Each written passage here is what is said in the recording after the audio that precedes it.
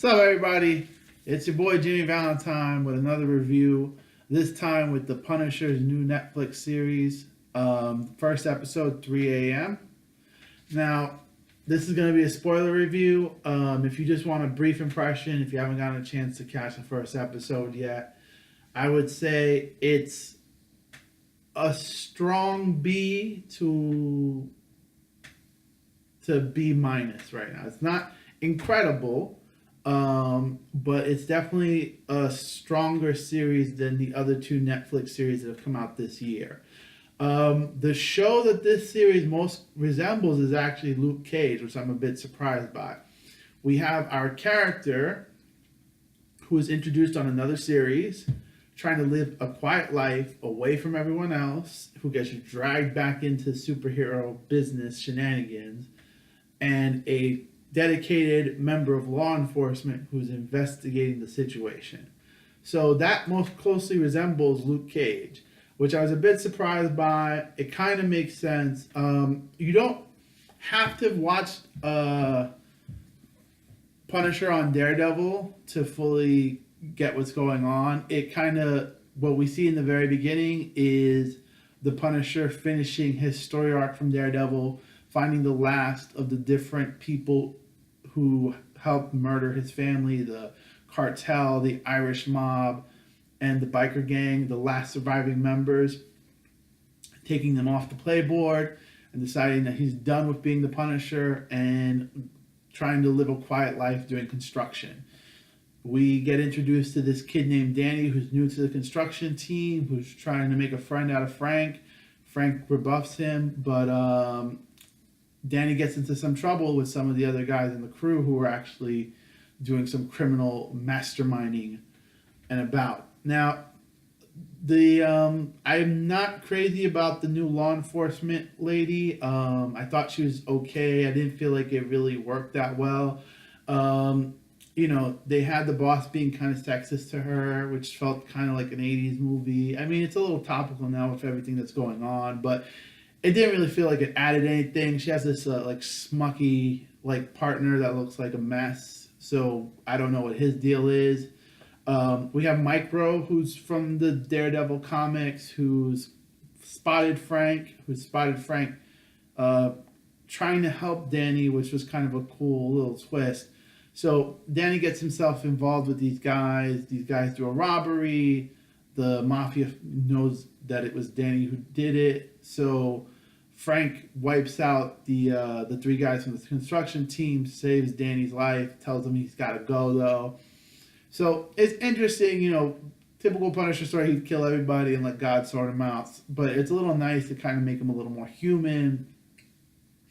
The part of him that still cares about people, that still has human emotions, it's a nice thing to play off of. I really liked in Daredevil when the Irish mobster threatened the dog and it just broke him. He couldn't do it anymore because he was worried about the dog's safety. And I felt like they need to keep that little spark in there so he doesn't just become like a monster or like the shark in the Shark movie or just the thing that we see kind of terminate everybody. The violence is sparse. The best sequence is with Frank Castle with a hammer that he's been using at the construction site, taking out the three guys that were kind of shitty to him, who also are trying to kill his kind of friend. If the kind of friend is going to play a larger part of the story arc, we don't know yet. Right now, the pieces are Frank has found his lust for life again by wiping out those guys and then wiping out the mob crew. So we'll see. It wasn't. I wanted the gunfighting to be a little more choreographed. Now, there's a thing of, since Frank Castle was in the military, you fight in real life, in military or police situations, and any kind of martial arts that you learn, boxing, you learn to fight quick and not fight pretty, and I think that's kind of it's a realistic implementation of his skill set, that he's going to just try to take guys out, headshots, quick, in the dark, without them knowing what's going on. But at the same time, from the aesthetic standpoint of just being a viewer, you go, well, you kind of want to see things a little more choreographed, a little more dynamic and stuff. It's definitely more brutal than any of the other Netflix series. The pilot for Daredevil to me is still the best pilot of the 5 series that we've seen, because you really got a full meal in that first episode, and you really felt like Daredevil was this dynamic force. This is more like the character's trying to rediscover himself, figure out if he's gonna become the Punisher. Obviously, we wouldn't have a series if he's not the Punisher.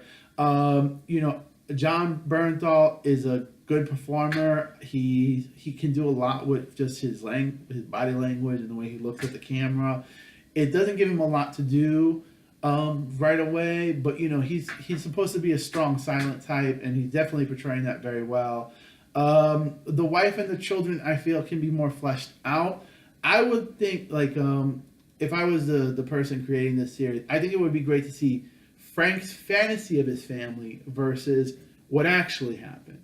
If the wife was a little annoyed with him, if the kids were a little sick of him, if like they could have like these idealized dreamlike moments, but then also kind of clue the audience into the reality of these people that were human beings and part of Frank's life who got taken from him.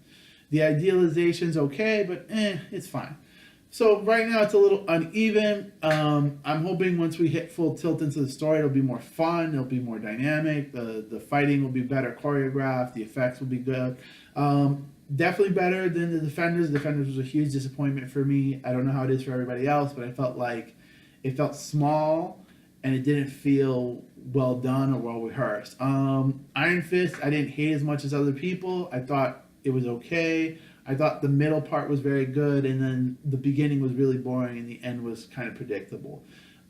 Luke Cage, I really liked the first 7 episodes. I never actually finished the series because the second villain, Diamondback, I just thought was stupid. Marissa Ali was really talented and really interesting as a villain. I really felt like he could have rivaled even David Tennant's portrayal, but they took him out after a few episodes.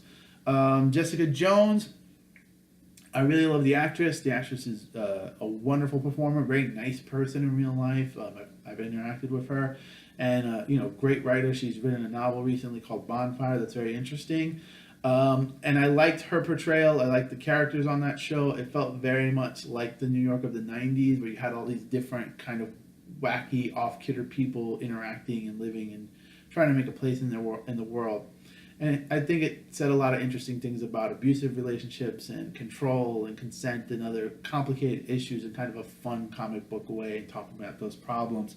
But it dragged a little bit here and there. I really felt like when they do Jessica Jones season 2, I'm really hoping I think a case of the week format at least 2 or 3 times in the season will be good. To see Jessica Jones use her superpowers in maybe a more typical setting. Besides the overall story arc. Daredevil's still the best. Both seasons, I think, are better than everything else that Netflix has put out. I know season 2 was a bit uneven for people, and people didn't really like it as much as season 1. I share some of the same sentiments. But personally, I love the ninjas, and I love the zaniness of bringing ninjas into the MCU. So right now with the Punisher is one of my favorite characters. It's one of the characters I cosplay the most when I do cosplay, because it's the character I kind of look like out of every superhero character. It's a hard character to do in live action because he's such a miserable person. He's not wisecracking. He doesn't tell jokes. He doesn't tell stories. He's not overly romantic. There's Morse characters, like the way Oliver Queen's in the CW shows and Wolverine, but they have these great love stories in them that kind of offset some of the miserableness. But Frank Castle doesn't have time for that shit. It's kill them all and let God sort them out. I'm really hoping that there's some great fight sequences and some great gunshots and trick shots. But this is the first episode. I just really wanted to kind of do like a quick review of the first episode. If you guys like this, if there's some comments and likes, then I'll do some more reviews of the series. And peace and take care.